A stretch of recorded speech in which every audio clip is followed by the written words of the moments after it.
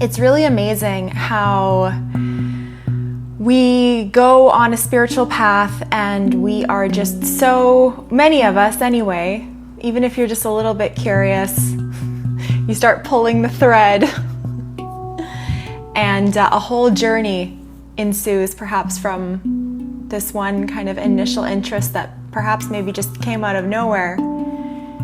And the spiritual marketplace is just so full of lots of stuff. We could call it many things. We could call it insights, we could call it wisdom, we could call it distractions, we could call it words. It doesn't really matter. But at the end of the day, what I came to realize after seeking for many, many years was that I was in the very place that I was looking for. And that life itself had been dancing before me in its miraculous, amazing, causeless ability my whole life. And I thought that there was something more to life than what I was in. And yeah, there was emotional issues that I had, depression and just kind of heavy stuff that I felt, my sensitive character felt. And I used spirituality as a coping mechanism for that. And I imagined that there was this grand path with this grand reward that life was going to bring me on, that was going to be deeper than the moment that I was already in. And I tasted the beauty of life, like ever since I was a child. Like I remember going into like puddles and putting puddle water on my face. And just like going into the forest and just like bursting, or going into the lake and just being like, water, this is so good, life, amazing, beautiful creation all around me. But there was also this thought, something's missing. Something's not quite right. I need more. I need more than what is. Yeah. And because that thought was believed in by other thoughts, and it was taken seriously,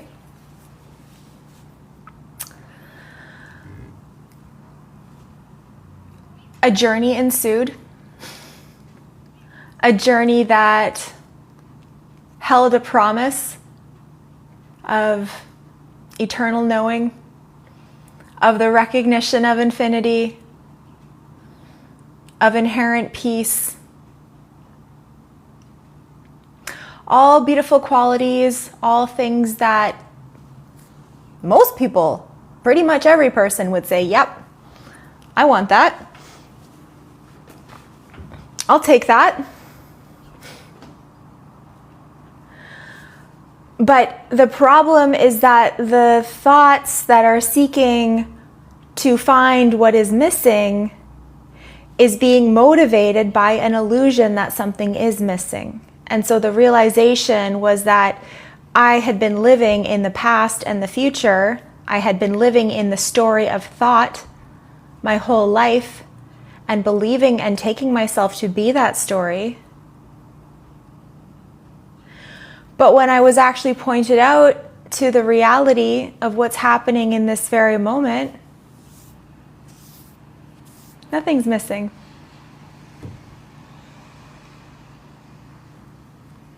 Nothing's missing right now.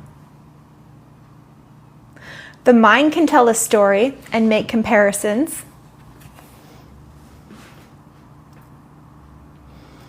And then we get on start doing spiritual practices, and we have these ideas, I have to stop my thoughts. I have to have a sattvic mind. I have to do good karma. And then I will get somewhere, then I will find something, then I will achieve something. But what if there's nothing more than this? Right? What if you're just getting doped up on hope? And that's what I realized for myself, was that the whole problem was that there was a belief that something was missing. It's not that something was actually missing. It's that something is that I was believing that something was missing.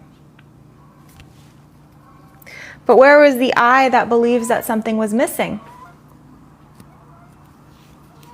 Well, that is the separate self. That's what we would call the separate self. And the separate self is not, it's not an actual thing. You could say it's an experience, it's an orientation of consciousness, right? But what it is compiled of is just a stream of thoughts, of thought programs that are playing in your subjective experience. And they say, I am this person, I want this, I need to find this, right? And they constantly tell a story. And because it's so loud, we think, oh, that must be me, because the thoughts say I, right? But where's that I right now? If you take away the past and the future right now, where is the self? Just in this very moment, where is the self?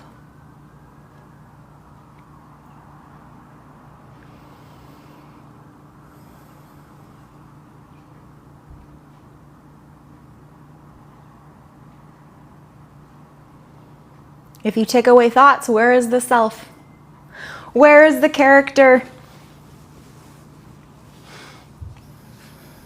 Or what is the character?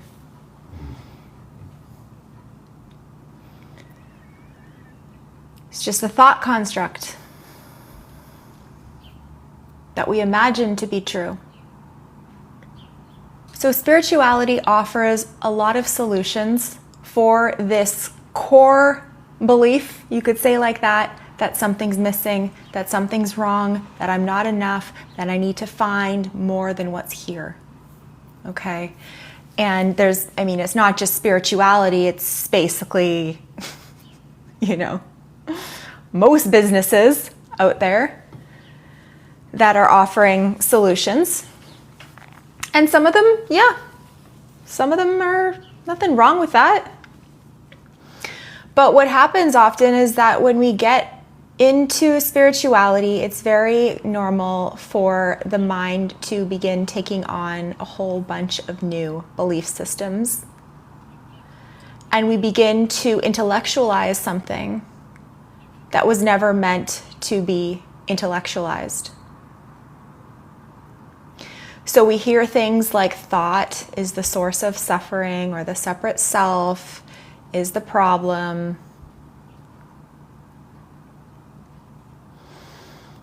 And then we need to find a way to overcome that problem. And typically what ends up happening is, rather than really sensing or experiencing what's beyond that, we just begin to drown ourselves in knowledge. Okay? Nothing wrong with knowledge, but it is an entry level place. Okay? Because what we're talking about, it's not something that you learn. The end of suffering, the end of the separate self, is not something that you learn, that you get informed about. And if you're informed enough about it and you watch enough non-duality videos, then you will finally click and everything will be rainbows and cotton candy. So many people that I talk to have a pretty strong intellectual understanding of non-duality, right? They can recite, all of the different beliefs that come out of this beautiful, beautiful subject. But it often becomes another thought system. And that is the issue that a lot of people run into, that I've spoken to personally, and I can say for myself personally, is getting trapped in the concepts and the belief systems and the information around spirituality, thinking that if I read the Buddhist sutras or the Upanishads, or I memorize the Vishnu Sahasranam, or I do my 500-hour yoga teacher training, right? Then I will be purified enough to reach this ultimate goal of enlightenment, right? But the mind just positions that as something that's not here yet, right? So it's not that the topic of non-duality and these pointings to awakening fail. It's just that the mind creates an object around it. It turns it into a doing, right? It turns it into this belief that if we do something intellectually with our minds, then we will reach the ultimate conclusion, right? So it turns the non-conceptual into a concept. And there's many different, examples that I can say, right? Like everything is consciousness. There's no self, right? Nothing is real. Nothing has ever happened. We hear a lot of those pointings, and nothing right or wrong about it. But if you're just taking it on at the thought level, at the intellectual level, there's really no benefit to it. And if any way, it can actually be a backpedal, because it's just another way that the mind tries to grasp something that's already here. And this is the emphasis that I really want to make in this talk, and that I do in my one-on-ones, is that it is already here, right? You're just looking for it in the wrong way. You've got the wrong map, right? Or you're looking at the map and you're thinking that that's the territory, right? You're thinking that the knowledge is the territory, and if I get enough information into my head, then I will find it, right? And we hear these things like, everything's a thought, right? So all of these beliefs, right? There is no self, everything is consciousness, etc. Those are all thoughts, okay? All thoughts. And thoughts are made of words, and words are all completely made up, right? You can't, even the most sacred Sanskrit words, Hebrew words, ancient words, someone made that up. Okay? It's just a sound, but it's not the actual thing. So we search for the actual thing in a symbolic sound, and then we call that the truth. But it's just a thought. And thoughts have their value. This isn't a rejection of thoughts. This isn't a rejection of spirituality, but it's just pointing out the difference between practice and theory. The difference between the map and the territory. Because we get so trapped in on the map that we forget completely about the very magic that we've been in the whole time. Why do you need a decade of spiritual seeking in order to find the very place that you've been standing in the whole time, right? We imagine that there's something that like opens up. And it can feel like that when there is a recognition, but the recognition is not something that you gain. A recognition of no self is just pointing out an illusion that was never real, okay? And everything that I'm saying right now is also thoughts, okay? So nothing that I'm saying should be taken on as a belief, but as a pointing to see what's here that's not a belief, right? As a pointing to move beyond the beliefs. So what are you without your beliefs right now?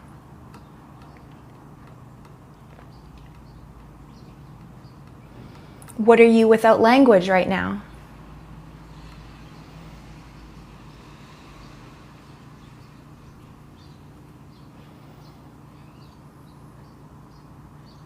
Zzz.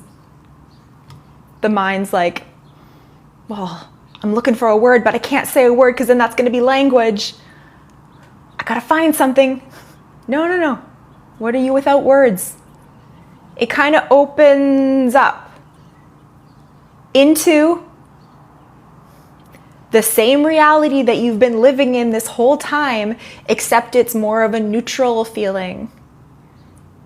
It's not a woman in a reality. It's not a Canadian experiencing a reality. It's just this open space of presence that doesn't have a story, that doesn't have a cause, that doesn't need anything from you, that doesn't require anything for this existence to be here. It's just always here.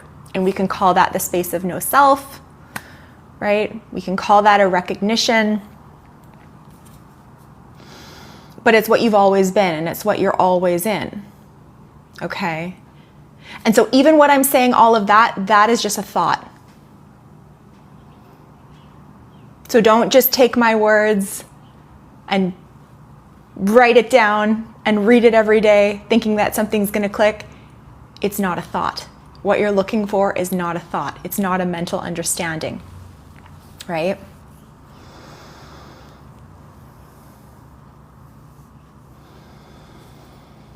So it's not about feeling the warmth and presence in my body. Yeah. Why did that create a thinking mind to question it? Well, I mean, we have the function of language and of thinking in our reality, you know. You could call it the air element, which is an important part of life and our capacity to survive and evolve, right? And to communicate and to enjoy life, right? It's like hanging out with your friends. You're just not just going to sit there. You're going to chat, right? And it's fun. It's enjoyable. You're going to tell jokes. You're going to tell stories. Nothing wrong with that. It's fun. It's fun to go on these stories. But when we're talking about what's actually happening right now and dispelling the illusions, it is about, in a sense, seeing through the story and seeing through the story for what it is, which is just a story, right? The story of me, the story of the self. It's not this solid thing that I need to defend, that I need to make bigger, that I need to justify its existence. It's just a story. Yeah. So there's nothing wrong with thinking. This isn't like an anti-thinking. The problem isn't thinking, right? It's believing that the thinking is where the truth is going to be found, is where what you're looking for is going to be found. When I came into this clarity, I threw all my spiritual books away. Doesn't mean you have to do it. This character has a bit of a irreverent rebel side to her that can be a bit dramatic and but also at the same time I wasn't going to read them again because I just knew that what I was looking for, the information, it can't go there. It just became infotainment, right? It just became another kind of story for the mind to go on. Like I might as well read some fiction, and that's what I ended up doing. I'm in a science fiction mode right now. So if anyone has any good book suggestions, I read the 3 Dune books, which were awesome. And now I'm reading Hyperion. So I read the first Hyperion and now I'm reading the second one, which is pretty good. I'm enjoying it. So yeah, drop your sci-fi suggestions in the comments. But yeah, I mean, we think, oh, non-fiction, that's a waste of time. I got things to do, right? I got evolution that I got to engage with.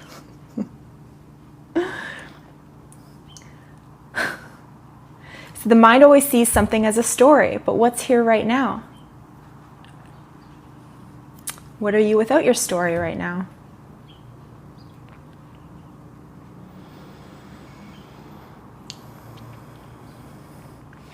When you are ready, the teacher appears. When you are truly ready, the teacher disappears. I love that, Harry. Yeah, exactly. And life becomes the teacher again, right? Life becomes the ultimate guru. And it always has been. It was just appearing in different people that were giving you information. But that was it too.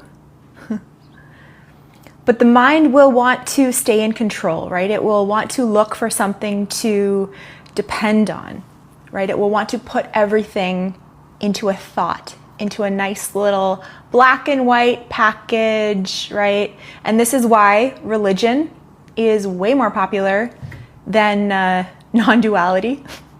And this isn't even non-duality. I say non-duality, but it's the non-conceptual. Okay, let's call it non-duality. We gotta call it something.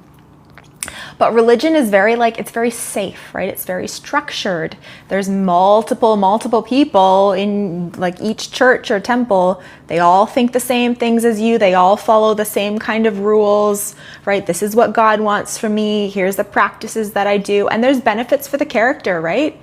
Especially because we have these core beliefs of fear that the other beliefs are covering up and anesthetizing. So yeah, religion is very appealing because it's an expression of how the mind can easily just conform and take a position with this organized belief structure that's already been established for thousands of years. And it's safe in that. Okay, this is how it's supposed to be, right? And so the mind creates expectations, and then it goes and chases those expectations and thinking that if it will do something, then it will get what it wants, right?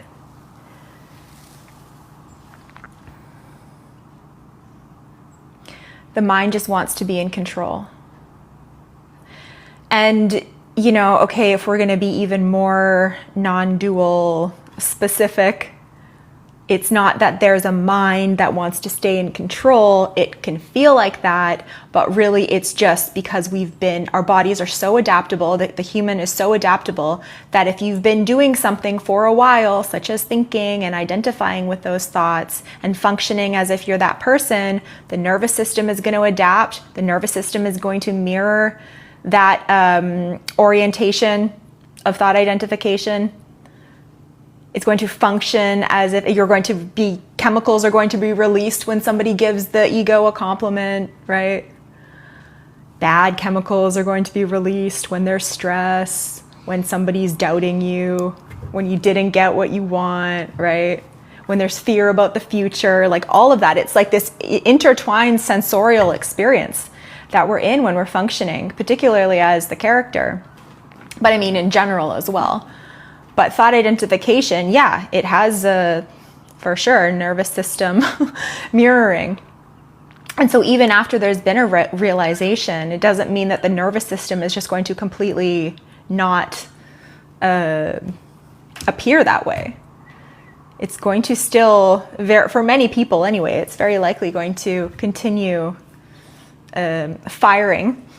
And because it's been wired to be a certain way, right? And this is where we talk about like integration and all of that. And if anyone has questions around that, we can get into that too. Because recognition is actually really easy.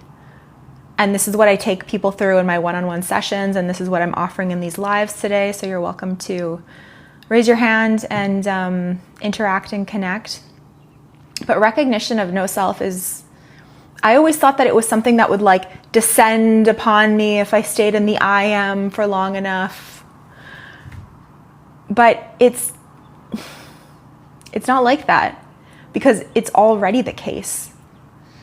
And if I say, okay, yeah, no self, that's not just a belief, no self. That's an insight that happens from a clarity when an illusion is pointed out to one. And then the thought of no self or the labeling of that comes after, right? And we translate it into words, but that's just a thought. The recognition of no self is not a thought, right? It's almost what's realized in a sense when the thoughts are no longer taken to be what one is. Okay. So we get so distracted by the thoughts that we think that that's our voice, but where is that taking place within? Right?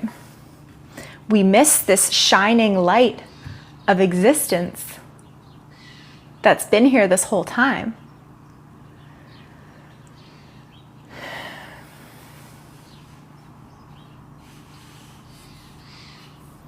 Hi, Terry. Not the thoughts nor the thinker. So what's here that's not a thought?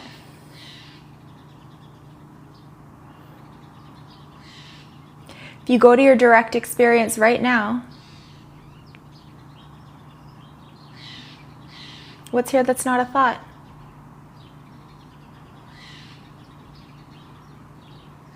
What's here that's not language?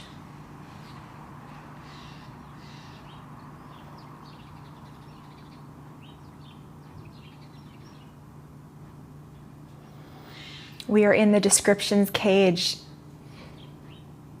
Yeah, well said. Just presence without the concept. Yeah. Yeah, there's a presence here. There's like an empty presence that cannot be destroyed by anything in the story. Lots of distractions and opinions come to mind. Yeah. Lots of distractions and opinions. And that's okay. And what sees that?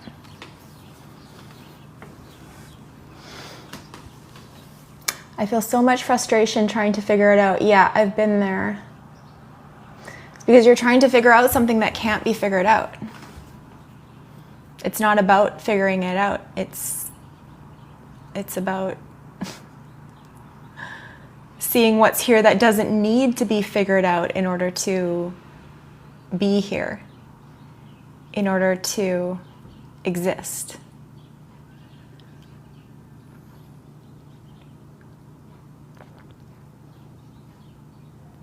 Who is figuring it out needs to be figured out.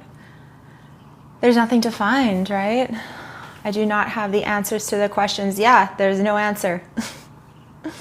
What are you without your answers right now? What are you without the need to have an answer? Ooh, that feels uncomfortable to the mind, right?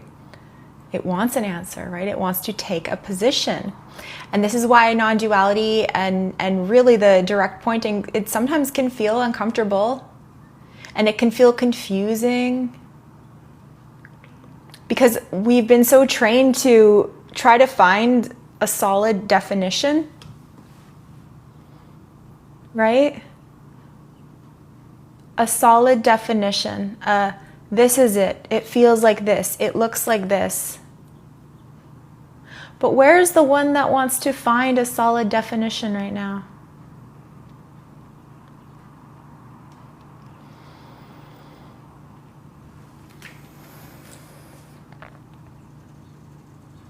Right? It's just a thought pattern. And maybe there can be a bit of uncomfortability because it's like once you kind of start to see that the self is an illusion and this kind of space opens up, so to speak, there's no, okay, I can find myself here. Okay, I imagine that I was like behind the eyes somewhere, but I see that that is just a thought.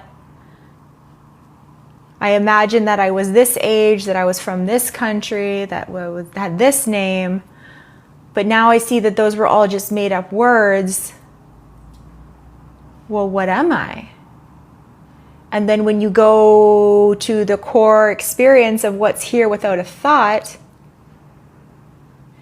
it's just this silence, this suchness, right? Experiencing, being. And all of those are thoughts now. So throw those all away. And that's the thing with non-duality. It's like you can't really say anything about it. Because it's everything.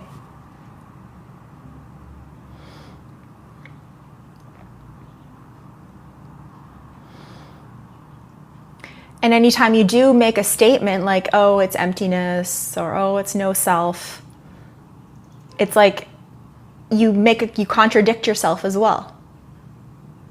Because no self and emptiness are still just positions, right? What's between self and no self?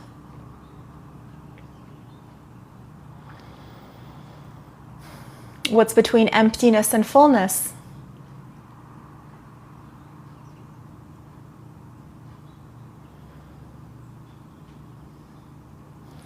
Yes, that's constantly refined message. Yeah, that's a constantly refined message. It is. It is. Because the words can't really take you there. It's not about finding it through the words, because that's all just a thought. Everything is a thought. And even everything is a thought is also a thought. So, oh, everything is a thought. That's the ultimate truth. Just a thought too. Just thoughts defining thoughts, looking for more thoughts, defined by words that are all just made up, existing in this alphabet soup in our heads. Looking for the truth that's already here, right? We came here to live.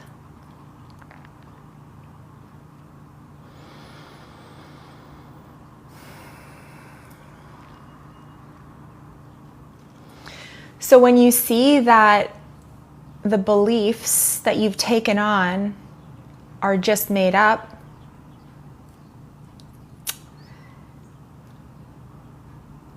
and the self that you had been taking yourself to be is also just made up.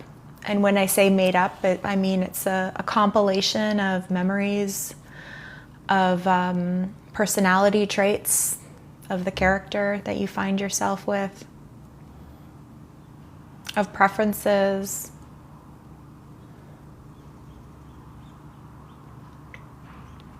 of just ways that the system functions. And that's all fine, right? We're not trying to depersonalize you. We're not trying to say, oh, you like chocolate, now you gotta like vanilla just as much.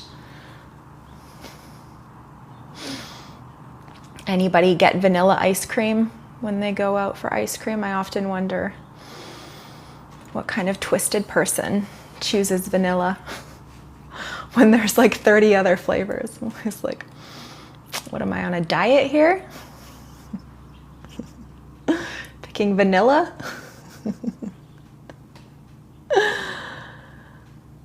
But you never know. Maybe one day when I become more mature, I will develop a taste for the more refined taste of vanilla, perhaps. Start loving the plain things more. But even that's a thought. Thank you, Stephane. Thanks, guys, for your comments. Yeah, I appreciate them all.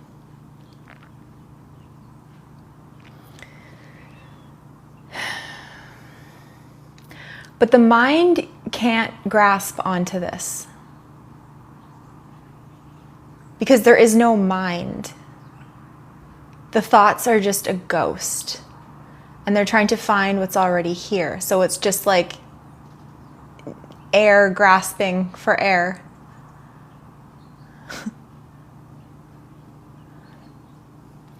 Or air grasping at something solid that's already solid. Right? We've all seen those movies with the ghosts. Casper, for instance. The ghosts, they try to touch the humans, and maybe the human senses something, but it's like they can't get it because it's not in that world, right? They're in a different dimension. And so sometimes, yeah, it's confusing. It's confusing for the mind when you're trying to figure it out. But there's nothing to figure out. You're already it. Right? You're already here. And so to say, it can feel like an I don't know. So if I ask you now, what's between self and no self? Or what are you without the past and the future right now? Just go there. Go directly to the question, what are you without the past and the future?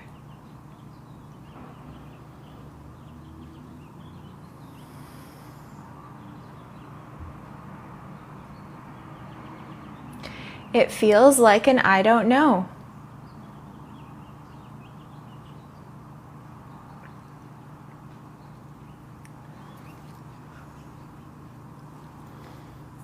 Because it isn't I don't know. It's a I can't put words to this. It's a this exists but also doesn't exist at the same time. Right? There's no kind of definable qualities that I can experience that the mind can say I've got it. Right? But nothing is being taken away. Right? Nothing is being pulled away from you. It's only a false certainty that begins to unravel. You know, like when you're younger and you start dating someone, maybe your first boyfriend or girlfriend, and you're just certain that eventually you're going to be riding off in the sunset together. Right? I think we've all been through that before. You're certain of it. You're certain.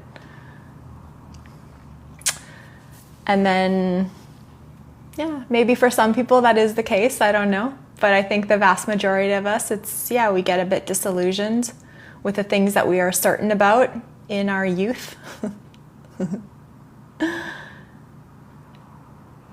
And then you start to see, maybe it wasn't so much like the idealistic conceptions that I expected, right?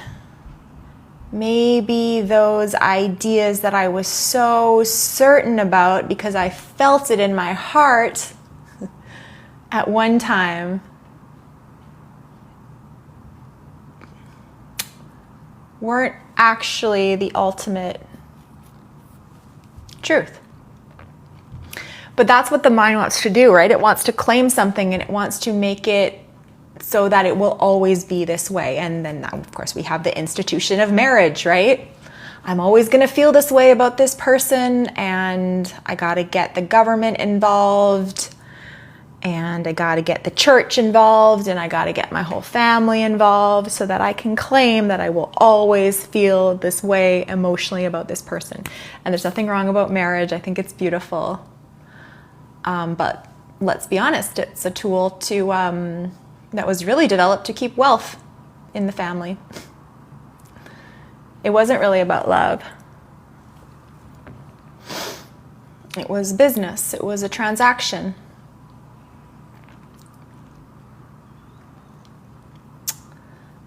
Sorry to be a bit negative.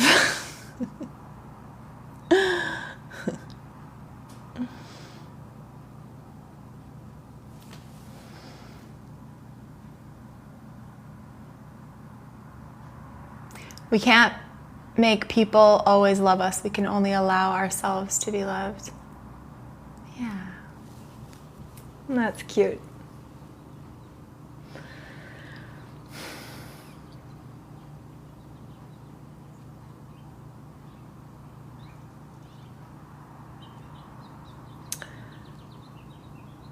So there's nothing missing.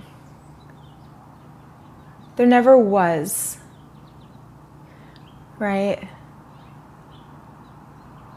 If you go to your direct experience right now, this moment is whole and complete. Totally.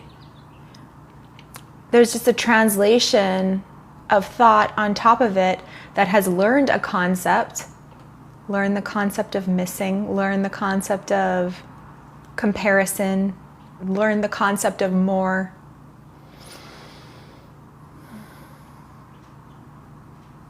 And this construct of self is always trying to grow itself, trying to define itself, trying to make itself bigger, and it trickles into the spiritual pursuits as well. Only now it's trying to negate itself or dissolve itself. But this is just a very natural process that happens. Life's already got you. And this isn't solipsism, this isn't nihilism, this isn't anti-thinking. This isn't saying that nothing exists. That is a position. Those are thoughts. Those are all thoughts. The ultimate truth is not a thought. And even the ultimate truth is just a thought. What are you before the next thought? What's here before the next thought?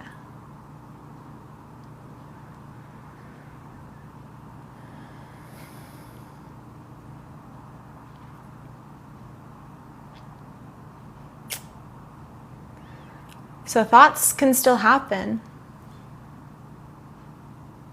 The mind can continue to function. I mean, I use my mind a lot, or there is use of the mind happening here. Here the mind is being used by no one. Thank you, Alfred. Stay hydrated. Okay, I'll have a sip of water. Thanks for the suggestion. Language still happens, thoughts still happen, but you don't need to depend on them for some ultimate truth, right? There's no landing point. There's no person or special awakened individual that has more truth, more high frequency spiritual vibes that make them more special than anyone else, right? This is equality. And it's so funny how, like, you know how you hear about, I mean, every workplace, every family, they've all got drama, right? And then you hear about, oh, I'm going to join a spiritual community. And then you go there and there's drama, right? Who's seen Wild Wild Country with Osho? That documentary on Netflix. What a time to be alive, hey? Back then. To like be in like a spiritual seeker, like back in the 80s, going to India and, you know, all the free love and the Osho and all the belief. And he's a brilliant speaker. He's a brilliant speaker. Yeah, very charismatic.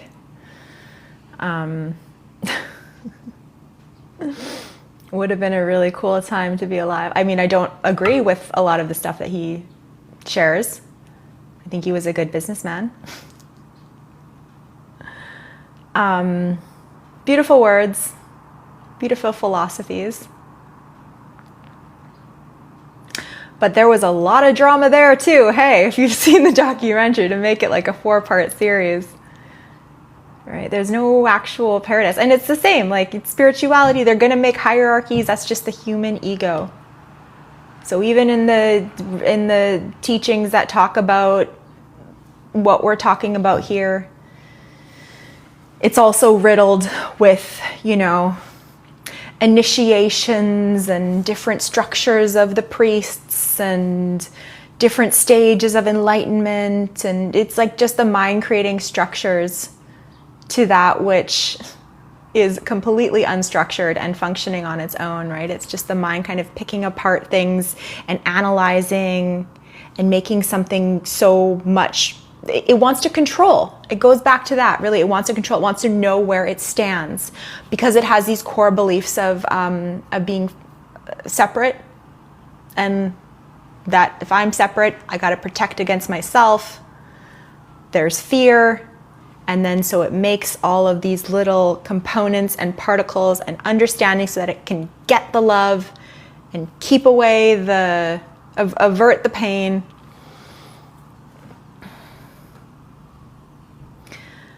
But that's all being motivated by a false sense of separation.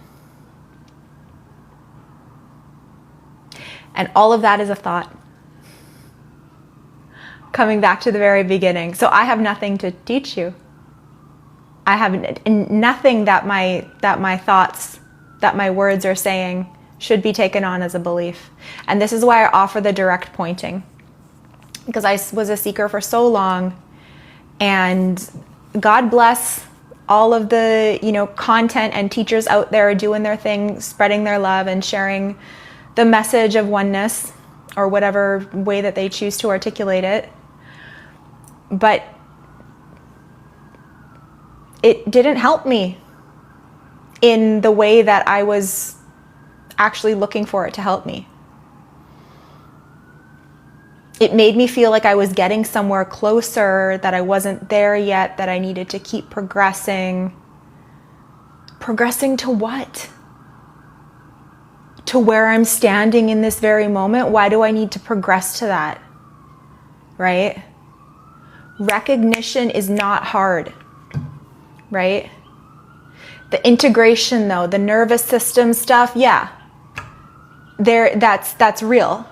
I'm not just going to say you're going to have realization and then all of a sudden your nervous system patterns are not going to be functioning anymore in the old way. But through a recognition, you start to see that those patterns are not so important anymore.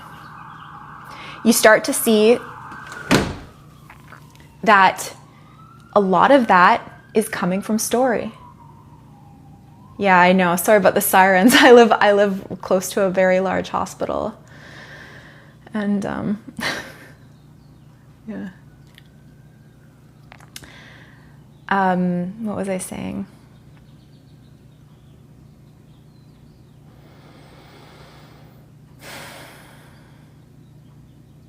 So a lot of the uncomfortability and, negative emotions, I guess for lack of a better word, that are appearing in the nervous system, a lot of them are because of the story, right? How much fear have we encountered because we were imagining something that was going to happen, but it never actually happened, right? And I often notice this, like when you're about to do something, like, kind of like you're going on a first date, or you're going to a job interview, or you're meeting someone important for the first time. And there's that, like, you think about it before and you're wondering how it's going to be. And you're like, there's anxiety. The hardest part for me, anyway, I can say, was always just walking through the door. But when you're actually in the situation and you're facing that person, it's really not that bad. In general, it's the anticipation of it that makes it so much worse, because the mind is imagining all these potentials that could go wrong because it wants to protect itself from rejection or humiliation or whatever its wounding is. So much of the discomfort that we experience is because of story. And when you start to see through the story, it's like there's no need for that anymore. And a lot of time in my calls, I'll be like guiding someone, and they'll be like, okay, there's some fear coming up right now. I'm afraid of like going all the way, or I'm afraid that I like have to give everything up. And I'm like, okay, well, take away the future right now. Oh, yeah. Where's the fear? Yeah, it's like kind of played hide and seek on me right now. It's like, yeah, because the fear was the product of a thought that was being believed in about a moment that's not actually happening. Right? So we're constantly living in the world of fake made up time, of potentials, of things that happened before but aren't happening now. And then we're trying to find peace while orienting to an illusion, by orienting to imaginary stories of things that aren't actually real. No wonder life is challenging, right? Because we're living in illusion. But what's here that's not an illusion? What's here that doesn't need to be worked out?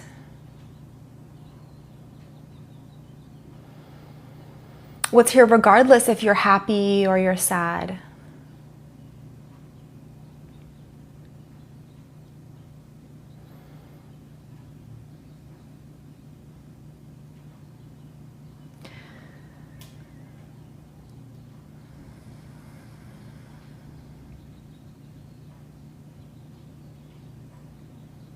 What's here without your story?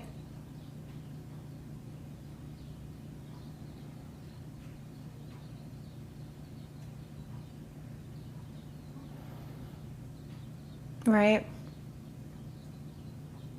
If you take away your memories right now, what are you?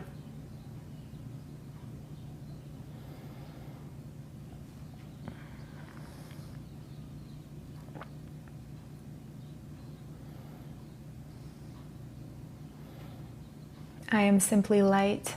Yeah. Even take away the word light. I know what you mean. But even take away that mental depiction.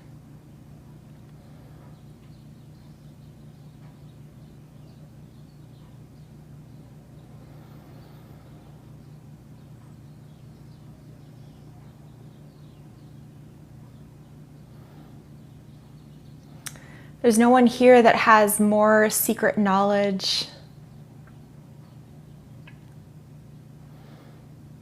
or that has figured out the mysteries of the universe. There's no mystery. There's just seeing through what isn't.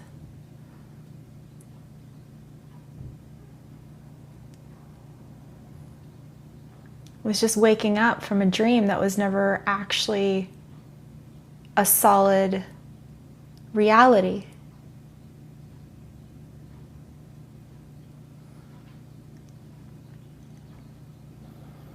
So there's no more advice to be garnered from the spiritual search. There's no more methods that need to be adapted in order for you to find your illusions. Just see them as illusions. What are you without your illusions? What are you without your words right now?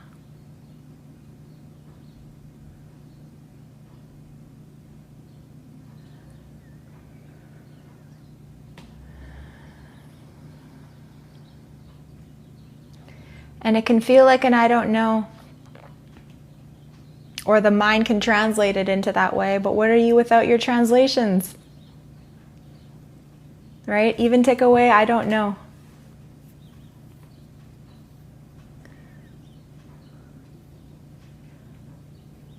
What's between knowing and not knowing?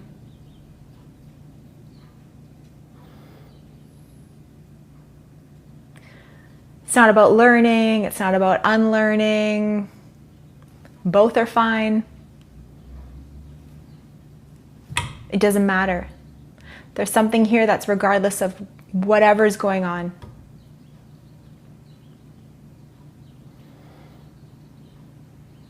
And just opening up to letting life take over, right? Just a natural response to the environment. A natural response to what is, right? Without some premeditated functioning. And don't even make that, okay, now I have to be, now I can't think before, no premeditation. Like that's just another place that the mind is going to try to say, okay, now I'm having thoughts, that means I'm not awakened. I am having premeditation, that means, no. That will just unfold naturally. So there's no, I've got my awakening medal, my awakening badge. Now I am awakened. I don't even like really using that word because it kind of like creates a boundary. Awakened, unawakened, and then people think you're special. I'm not special. I'm not special. I'm an equal. Right? And so this is where we let life take over.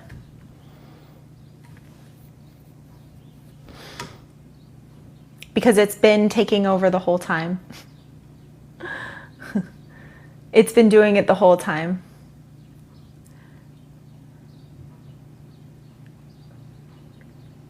There's just been a story that's playing out that appears to resist that. And that's okay. It's nothing wrong. You're not doing any of it. It's by no fault of your own.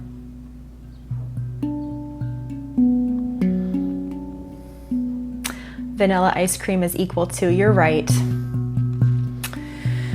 You're right, I shouldn't have dissed vanilla ice cream. Can be nice with some chocolate sauce, right? It's a little spice, a little spice it up.